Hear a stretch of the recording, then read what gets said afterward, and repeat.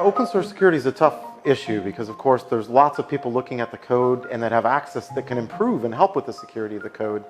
But one of the challenges, of course, is there's not as much resource to put into it as sometimes commercial software gets. So you see many big companies, including ourselves, offering bug bounty programs, encouraging people to break our software. And we don't have as much financial resource to help the open source community, but we certainly hope that security people continue to be involved and make it better all the time.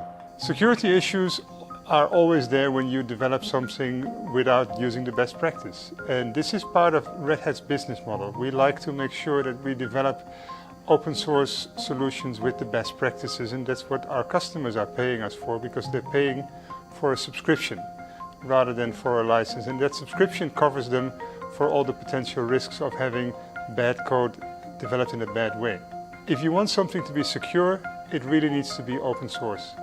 Because in an open source way, everybody can see how the security is being built. And if there would be any security breach, any risk in the software, this will be very visible to everybody and can be fixed very quickly. Certainly the bigger companies put more effort into it. Companies like Red Hat have invested a ton of money into help improve open source software.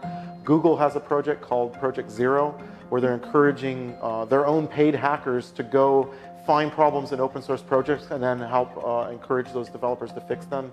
And then there's other programs that Google and other big tech companies around Silicon Valley are funding people to help go fix the bugs. So it's getting better all the time, and the big companies are helping drive that, especially tech companies like Amazon that depend so much on open source software. Cloud computing is completely based on Linux, and the cloud is actually going to be the next operating system for the future. So what we did as Red Hat, we created Linux to abstract ourselves from the hardware, to give our customers choice of hardware vendor. Right now we're doing exactly the same, but we're elevating it to the cloud, and we're giving our customers the choice of cloud provider, so that they're never locked in. There's always going to be open source software, and there's probably always going to be proprietary software, but companies like Microsoft are figuring out how to kind of blend those two things together. You know, you can run Linux in Azure, etc., right? And so we are moving into a future where I think some code will remain private, but more and more code is becoming open all the time.